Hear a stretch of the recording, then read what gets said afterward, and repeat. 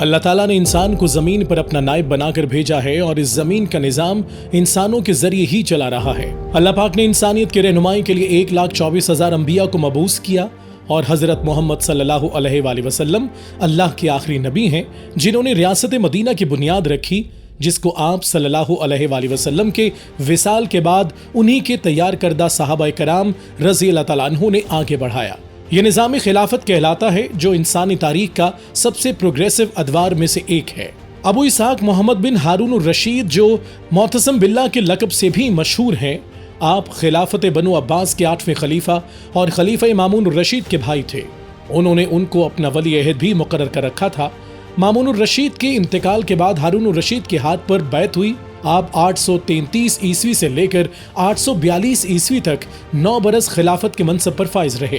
سلطنت میں جب خلیفہ مامون الرشید کے انتقال کی خبر پھیلی تو دارالحکومت میں موجود امراء اور عمائدین سلطنت نے ہارون الرشید کے ہاتھ پر بیعت کی تو کچھ لوگوں نے اختلاف کیا۔ وہ مامون الرشید کے بیٹے عباس بن مامون کو خلافت کے منصب پر بٹھانا چاہتے تھے۔ معتصم نے عقل مندی کا مظاہرہ کرتے ہوئے عباس کو دربار میں بلایا اور اس سے رائے لی تو اس نے خوش دلی سے اپنے چچا کے ہاتھ پر بیعت کر لی۔ اس طرح ریاست میں جو اختلاف رائے سامنے آ رہا تھا وہ ان کی عقل مندی سے ختم ہو گیا۔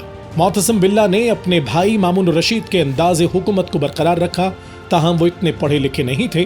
ان کے بارے میں مشہور تھا کہ ان کے والد ہارون الرشید نے ان کی تعلیم و تربیت کے لیے ایک غلام کو مامور کر رکھا تھا جو ہر وقت ان کے ساتھ رہتا اور جب بھی مناسب موقع ہوتا ان کو پڑھاتا۔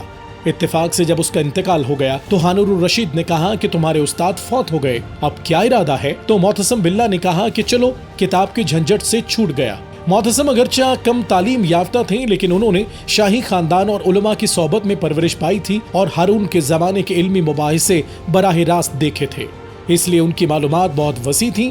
ان کے دور خلافت میں وہ علمی اور سائنسی سرگرمیاں جو مامون الرشید کے عہد خلافت میں زور افزوں تھیں ان کی رفتار سست پڑ گئی تھی، تاہم وہ سپاہی سالاری کی اعلیٰ درجے کی قابلیت رکھتے تھے۔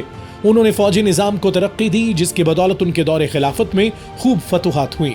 بہت سے رومیوں کے علاقے اسلامی خلافت میں شامل ہوئے۔ معتصم باللہ نے فوج کی جمعیت کو بڑھانے کے لیے ترکوں کو فوج میں شامل کیا، جبکہ ان کے والد ہارون الرشید اور بھائی مامون الرشید خراسانیوں کے زیادہ قدردان تھے۔ انہوں نے عربی فوج پر بہت کم اعتماد کیا تھا، اس لیے فوج میں عربی عنصر بہت کم ہو گیا تھا۔ صرف یمن و مصر کے قبائل خلیفہ کی فوج میں باقی رہ گئے تھے۔ معتصم باللہ کے دور خلافت میں بہت سی بغاوتیں بھی ہوئیں جن کو انہوں نے نہایت دانش مندی کے ساتھ ختم کیا۔